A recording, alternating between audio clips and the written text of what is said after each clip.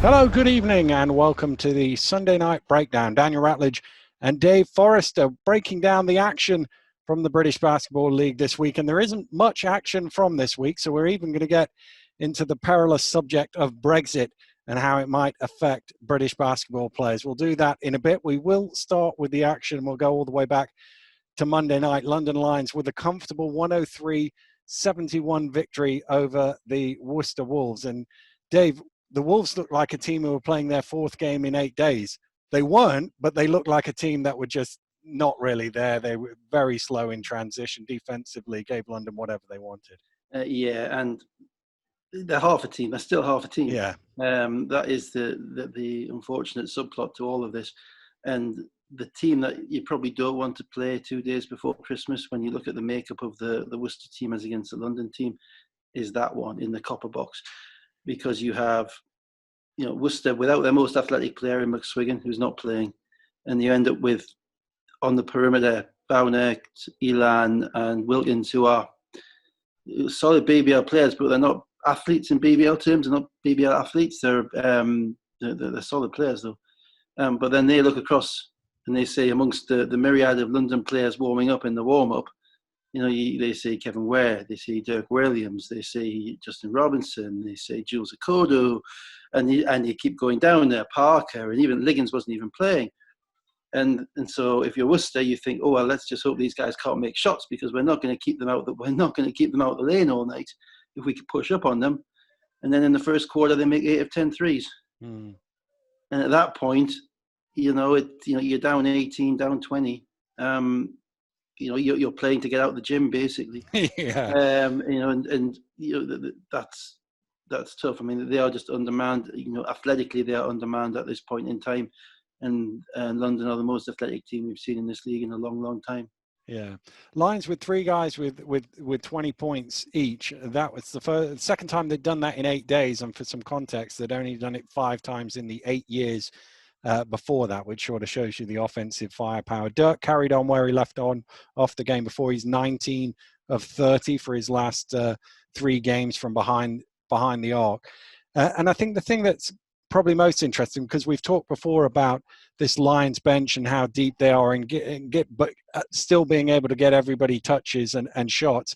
87 minutes, 27 shots, 26 points off the bench. These are the games that London need to keep everybody happy. Yeah, that's right. I mean, when you're up by 25 going into 30 going into the fourth quarter, then the fourth quarter minutes don't really count in that calculation, because it's 40 minutes, which doesn't really matter. Everybody's getting the chance to play. If you're winning, the group will generally be happy. Everybody wants to play their own part, but Vince did a very good interview where he talked about how it was all about having a meeting of expectations. And his expectations and the players' expectations have to meet. So if the player is coming in expecting to play 25 or 30 minutes and Vince is thinking he's going to be playing 10 or 12 minutes, then there's a problem. But if the players are all bought into that, genuinely bought into it, not just lip service bought into it, then you're good to go. So, and on top of that, it's well known they have a large budget, so the guys will be getting paid to sit on the bench, which always softens the blow.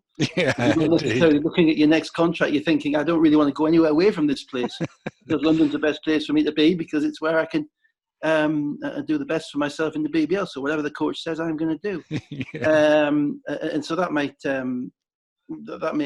help him in the long run as well. But I mean, it's as I say, it's so tough when you look at Micah Elan, who's just come. He's having a fairly solid start to his pro career, and suddenly he's guarding Dirk Williams, who's probably got 3 inches on him, another 6 inches on the wingspan, and can shoot it from anywhere. And if you if you push up on him, he's going to take one dribble and dunk on whoever's behind him. So Andy playing 40 minutes. So it's one of those games that I think London will be glad to have played Worcester early. Yeah, that's a big thing. You get these wins in early. It doesn't, because all it shows in the stats book and in the scorebook is what the score was. It doesn't show who was playing. Yeah. Well, interestingly, at the end of the commentary on that, Nigel Lloyd suggested that he'd heard the Wolves players would be in by this weekend. Of course, we didn't get to find that out because the game got postponed. And let's move on from that game now. Wednesday night should have been Leicester against Bristol. but because of a positive case at Surrey, who Bristol had played on the Sunday before, that and then next 3 games, in fact, for Surrey, all got postponed. So out of that, Surrey lost 3 games, Leicester lost 2 games, London, Bristol, Worcester all lost 1 game, and they all got piled into the pot where there were already a number of games. At that stage, there were 12 unscheduled games. And then Christmas Eve, Manchester announces a case. They lose another 3 games against the one that should have been this weekend, and then Newcastle and Worcester next week. So we're up to 14 unscheduled games because Leicester and London have wisely, I think, dropped that game in to next Sunday. That was an unscheduled game, but you can go on the BBL website and you can see the fixtures are there. What you can't see is the fixtures that aren't there, and there is not normally 14 unscheduled games. Those games are going to have to be put in somewhere, and teams are going to have a short turnaround. Yeah, well, we're probably going to be getting towards an NBA schedule by the end of the year. Normally that happens for the teams who are at the top. Yeah. Teams who are in the cup semi-finals. But this year it may just be for anybody. But against that, we don't have the same pressure on venues. So, if the venues aren't open for anything else, there's no reason why they can't be open for basketball. So there's no reason why we shouldn't be playing games on a Tuesday or a Wednesday night. I do hope that when they're scheduled, the league makes sure that they're scheduled on different dates and times to each other so that the fans can get to watch them if they can. So, it's going to be... The players always like to play. Yeah. When you get to February and March, it can be awful if you're not doing particularly well, but it allows you to get into a rhythm, and there's not much fun practicing with the same guys in March that you've been, beating up on since September in practice. So, in theory, it shouldn't be overly problematic. The problem was always the venues. Getting bookings in the venues. And also getting punters in. So less people come and watch a game on a Tuesday night than would come on a Saturday or a Sunday or a Friday night. If we can't get anybody in, or if it's like we see at Cheshire where it's a limited number, you will get the limited number no matter what night of the week it is. So actually putting those games in midweek may not be as big a problem as it would have been in years gone by. Well, that has to be the plan, I think. And teams should be and will be flexible. With enough scheduling, it should work. It's going to be interesting. It is, yeah.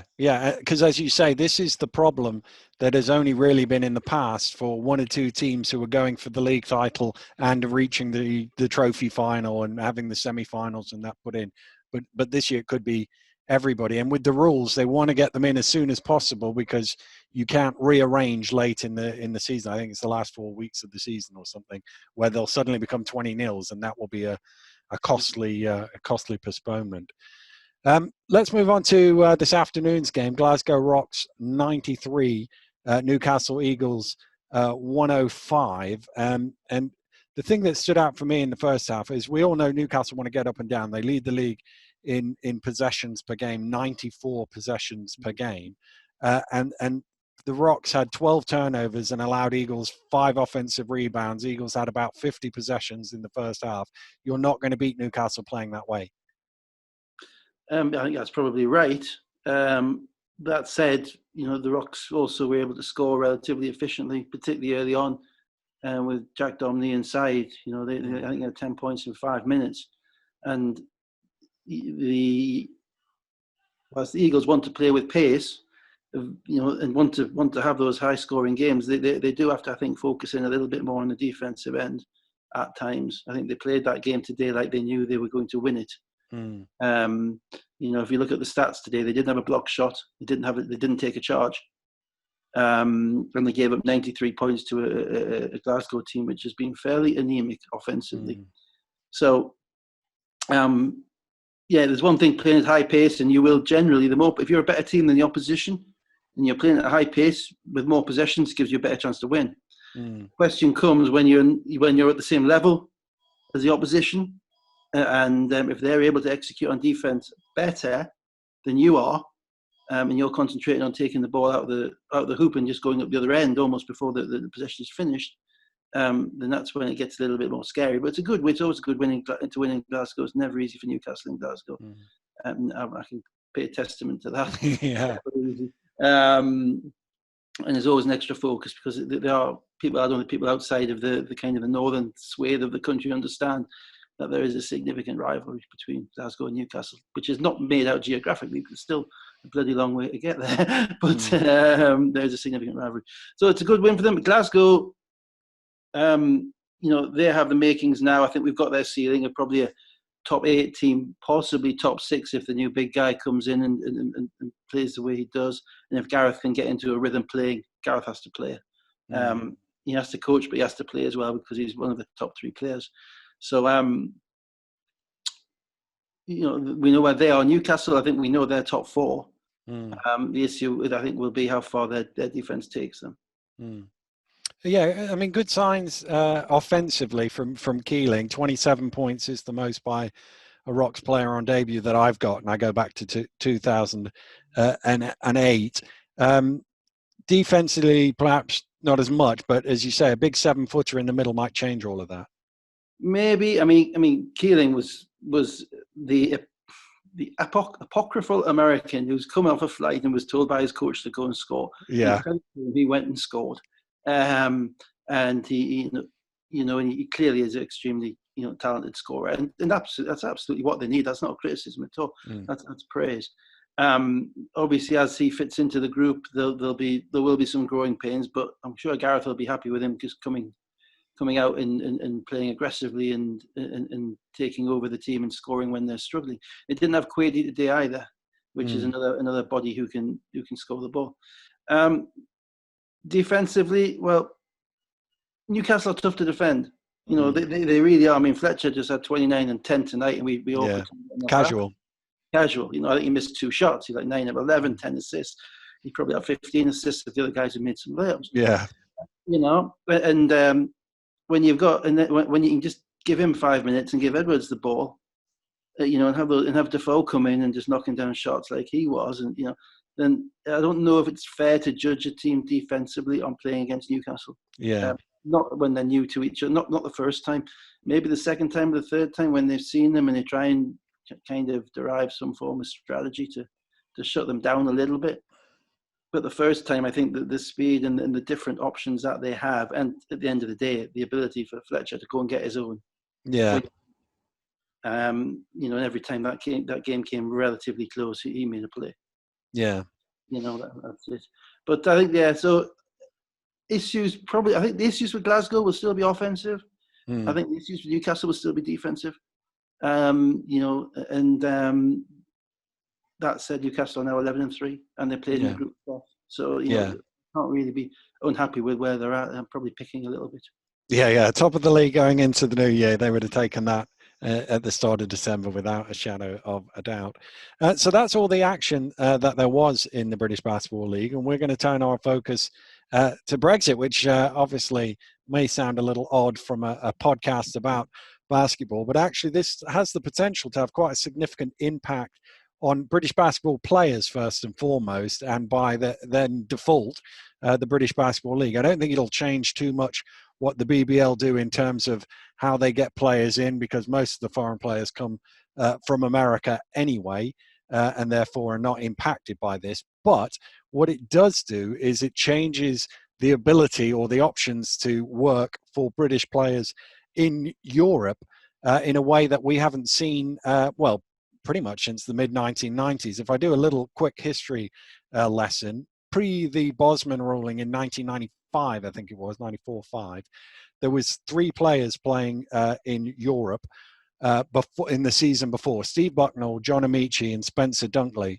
Nobody else played overseas, and it was actually quite rare for a British basketball player to play overseas. A quick look on Eurobasket this morning. There are 200 British players playing outside of this country now. 65 of them are in college, so they've not yet moved into the pro ranks, but 113 listed as playing in Europe.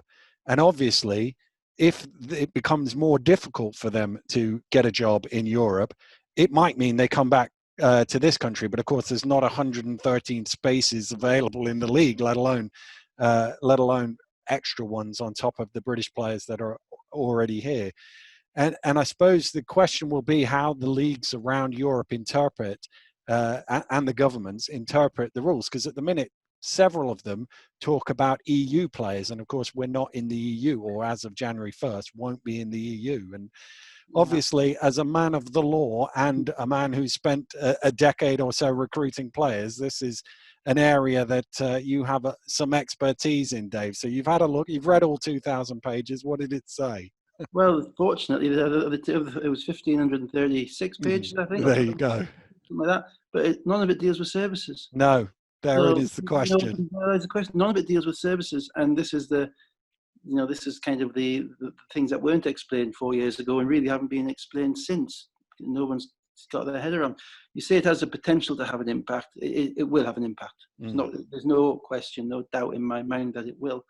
And the point that you raise is probably the most direct impact is for those players who are playing abroad who are British. It won't have the same impact coming the other way because we only have a handful of EU players in this country at any event, and they have 25 other countries to play in. And out of those 20, maybe 30 other leagues, maybe 20 pro clubs in each league, maybe 500 or 600 clubs. And we have 11. And I can't see a way in which the situation will remain as it is. I just cannot see that happening. Now, there's two kind of slightly distinct areas which we have to look at when we're talking from the perspective of a European team recruiting a British player. Firstly, the very best players will still get recruited because the issue will be the first issue is about visas. But you'll need a visa to work. That's no question. A British player will need a visa to work for 9 months. Obviously, without visas, it's 3 months in 6 that you're allowed to be in the EU. So that adds a cost and a disincentive to clubs to employ British players. That may not be something which can't be overcome. So for people like Gabe Olaseni and Miles Hessen, the clubs that they're signing for and the wages they're on, that shouldn't impact them. But that's just the legality of getting in the country, because then you get to the issue, as you put it, as the quotas. And the quotas in the kind of the top main European countries, be it Germany, Italy, France, etc., are based around EU rules, and specifically in a similar way to the way our Premier League football is, whereby they get around the suggestion of discrimination amongst nationalities by talking about homegrown players. So players have been in their system since the age of 16. They kind of qualify as a non-national, as a non-visa player, as a non-import player. So that's people like, for instance, Kareem Queeley or Carl Wheatle, Dan Clark. Yeah. So, I hope Dan's been in Spain long enough to get some more. Yeah. But I don't know. But so there's those few players like that who will most likely on a quote. They'll still need a visa unless they've got a passport. But on a quota, there'll be no reason against why they shouldn't sign them. But then you look at the other guys who aren't like that, and so you look at Connor Washington played last year in Hungary and in Germany. Andy Thompson when he went to France. Olan Jackman in Germany. Ali Fraser went off to France and won this year. And hundreds more, and they don't come into either of those categories. Now, the reason that the market for those players has been heightened over the past 10 years, once kind of countries like France have developed their professional game to 3 and 4 divisions, and Germany has as well, it is because they have quotas in relation to EU players. And it's a Bosman A status, an EU player. They can't discriminate against you in comparison to a French player. And the various leagues have various different rules, but normally they will allow, for instance, France NM1 or Pro B, I think will allow two Americans and some Europeans. I don't know the exact number, it varies. So they become valuable. That creates a value to them, which means that they're being sought after by these clubs. And they're getting decent packages and decent offers, which at this point, clubs in this country, other than clubs that are being sustained by outside funding, which is basically London and Plymouth, from what I can gather, with the American owners and the Turkish owners, have issues in relation to whether they can match those offers. Yeah. And this is something that ultimately brings us back to the age-old question. And if anybody's ever seen me talking about anything else, that they've heard us go on and on and on about it, and we don't have enough clubs. We don't. Our second division, as it were, is badly managed. It's badly run, and it has never properly. We've never properly developed an infrastructure along the lines of France and Germany in relation to having, multiple basketball clubs all over the country. Part of that is funding. Part of that is organisation. Part of that is venues. Part of that is everything. But at the end of the day, what's going to happen is we're going to have British pro players who played at a reasonable standard who are going to be coming back and are going to be thinking, what can I do? And they're going to be lost to the game after the age of like 22 or 23, because at the moment we don't have a setup whereby somebody can realistically spend time in Division 1 or Division 2 without having a job. Yeah. And that means that they don't have the time to put into their development that they need in order to, for instance, to get to the BBL. And they might not get the shot. They might not get it. As you say, we're going to keep we will be keeping Americans. There'll be probably 4 Americans per team because we want to compete in theory in Europe. We don't want to stop people like Fletcher and Liggins and guys like that playing in this league. Yeah. We want to be attracting the best to keep the standard up. And that leaves you with 11 clubs and maybe 6 spots in each club. That's 60 spots. And some clubs are only able to run 8 players. So that might be the reality. It's probably 45. Yeah. And then really, it's kind of been disconcerting to me that over the past few years, nobody at the governing bodies have really taken this up, have really actually looked at this and thought, what are we going to do? What are we going to do? No point developing hundreds of talented players if there's a glass ceiling and there is nowhere for them to go. Yeah. And there desperately needs to be some linking up between BBL and Basketball England and Basketball Scotland. We've got one basketball club in Scotland, one pro club in Scotland. They got 5 ice hockey teams in Scotland. Yeah. It's one isn't enough. No. And you go back to the 80s, and it was a big league, the Scottish league. And all those teams. Yeah. And we need link-ups, and we need preferably an under-23 development group, and the whole basis of the kind of the franchise basis of the BBL, which is kind of developing itself relatively nicely at this point, in support of that. It's only as good as the environment and kind of the universe it operates in. Yeah. And at this point, it isn't served well by what's below, I'm afraid. And I suppose I look at it, organizational and infrastructure. Yeah. Not about talent. And that's not going to help us on the 1st of January either, or it's not going to be fixed on the 1st of January. I suppose there's 2 things I looked at it in is, and one was in part because I got into a discussion with Ish Fontaine on Twitter. Is he went and spent 3 years in regional league in Germany, which I'm sure was great for him, a good life experience, etc. And I looked at the regional league rules, and they allow 1 non-EU person. So now the next Ish is going to be going up presumably against an American player who's probably done 4 years in Ish won't get recruited because they'll get an American player instead. Exactly. So it takes away that opportunity. Whether he develops into a GB level player or not is neither here nor there. It takes away an opportunity for somebody. And the other one that I was intrigued by, and you've already mentioned him, is Miles Hessen. You said it won't affect Miles Hessen because he's playing in Pro A and he's already carved out a space for himself at that level. But actually, if you wind it back, when he left the Mersey Tigers, he went to Pro B Germany, got a quick spot at Ulm for 8 or 9 games, dropped back down to Pro A Germany, then got back into the BBL, and then is now in Pro A France. And you wonder, would he now, under the new rules, still get in at the Pro B level, which is 3rd Division Germany, and work his way up in a way that he has? No, he wouldn't. Let's be utterly blunt about this. He wouldn't, and this is what the whole of the basketball community, organisational infrastructure, need to get their head around very, very quickly.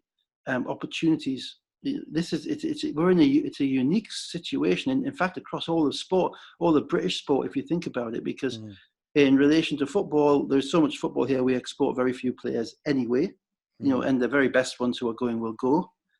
In relation to rugby union, again, very few players because it's basically the French clubs and they can't play for England if they go to France. Yeah. So that's very few. And in relation to cricket, there's nothing. But in relation to basketball, we export a hell of a lot of players. Yeah. And whereas all the opportunities in our sports and our individual sports, the sports that we see on the TV all the time, they're all in this country. Yeah. So it's all great. Pull the drawbridge up for that. It's not going to annoy any cricketers who want to go and make a career in Holland. But for basketball, it is more. So we're going to be a lone voice. There isn't. So the only answer will be, well, you're going to have to provide more opportunity here. Yeah. And that is a problem with the infrastructure we have at the moment, but it is also a massive opportunity. If we can get the right people in the right way doing the right things. And that's why I say I'm disconcerted that it hasn't been talked about. It hasn't been the major pressing issue of the past 3 years in relation to the various governing bodies and plans as to how this is put together. Yeah. What we're going to have, unfortunately, I think, is a degree of disenchantment amongst players, quite properly. Yeah. And disenchantment amongst players is not good because one unfortunate, one angry word can kind of cloud 10 helpful words in relation to the community. And that disenchantment in many ways will be justified because the fact that as a country we have 11 professional clubs and probably, if you add in 3 or 4 more getting there at EBL, or who could be termed as properly semi-professional at EBL, it's just nowhere near enough. And those players, and we can promote as much Central Venue League and as many National Junior League teams as we want, but somewhat at some point has to look beyond 19-year-olds. And the reality is, it's only because the money came into the universities that the Bucks League ever took on any degree of priority. And then the BBL clubs primarily saw that there was an opportunity to use that kind of finance that was available to develop in conjunction with universities, which would allow them to develop some players in this country, which you now see, which we initially started at Newcastle with Northumbria 6 or 7 years ago. It happened at Sheffield Hallam. You now see it with Loughborough and Leicester and University of Surrey and Worcester and all of that stuff. But that wasn't planned. That was each individual club trying to find a positive arrangement. So it's a bit sad to be kind of so miserable at Christmas. Yeah. But there is a real risk to some talented players that don't have an outlet to get better.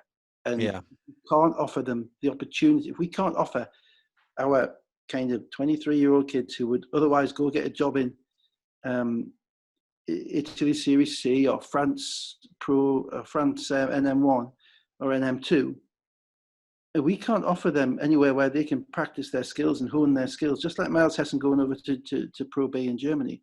And we're going to lose them. Yeah. So maybe Miles Hessen is able to. 9 years ago, maybe we asked him to sign for us. But he went to Germany. Maybe he would have signed for us. Maybe it would have been fine. Yeah. I'm sure he got offers all over the BBL. But maybe it wouldn't. Yeah. Maybe the next guy along wouldn't. So a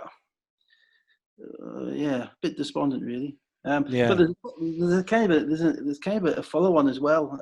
Without wanting to bore people on this,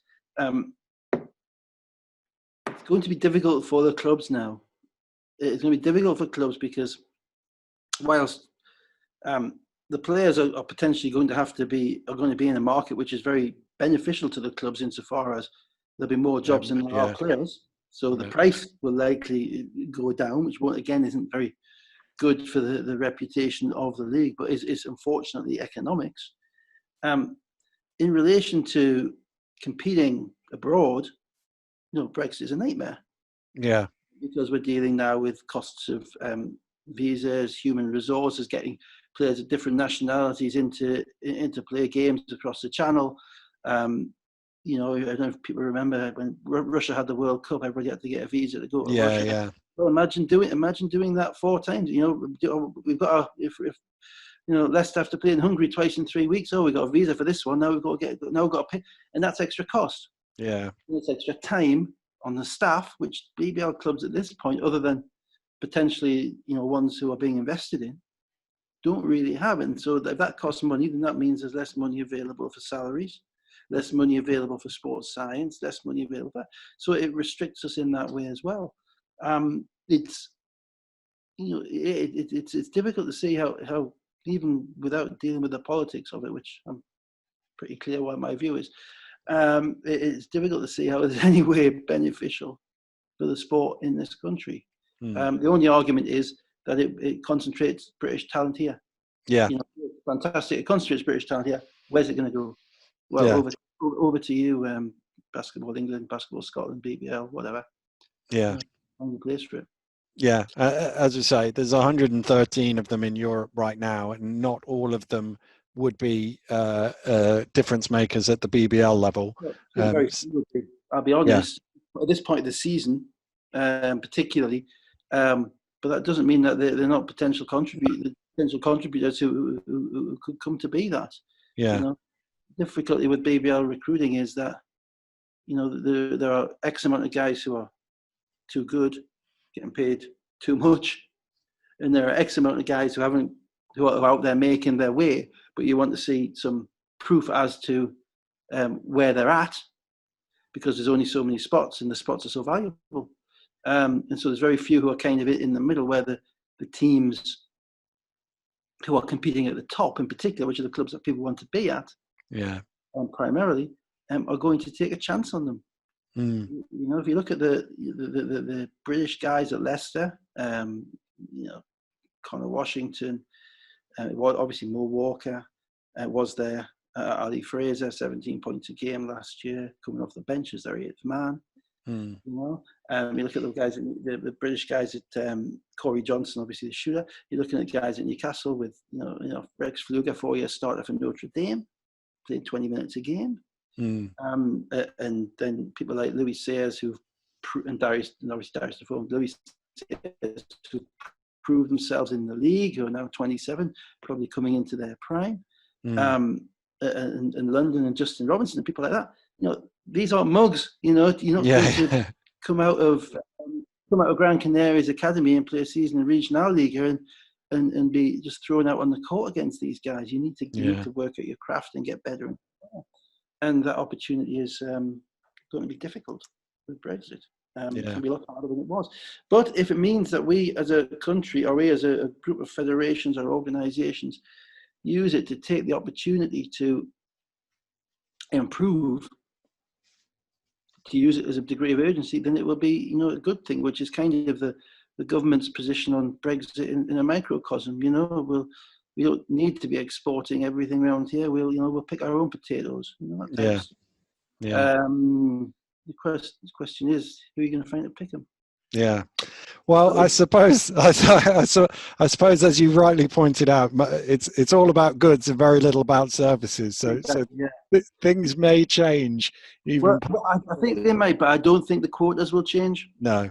Quotas may change. Bilateral agreements with countries may change. Yeah. But, you know, we're not exporting. You know, who is going to come fighting for the rights of us sport athletes in clubs in Germany?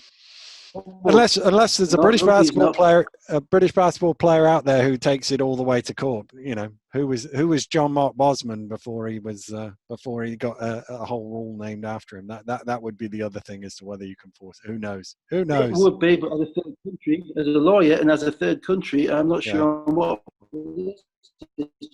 because we don't covered by the ECJ anymore. Yeah, because that wouldn't be to the European Court of Justice. It might be to some body that's described it in a subsequent treaty, but there's nothing in the current rule about it.